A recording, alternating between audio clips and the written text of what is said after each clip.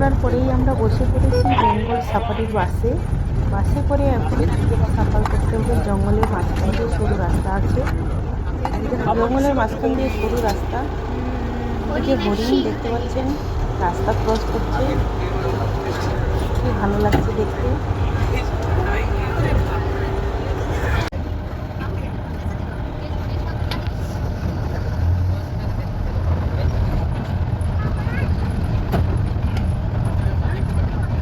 বাসে বসে অনেকেই কথা বলছে, আমি আওয়াজটাকে মিউট করিনি। দেখতে পাচ্ছেন জঙ্গলের মধ্যে টাইগার আছে, ভয়ও লাগছে দেখে। পালিয়ে গেল দেখে তো ভীষণই ভয় লাগছে। थोड़ा रोक दीजिए। ময়ূর রাস্তায় যেতে যেতে অনেক কিছু দেখতে পাওয়া যায়।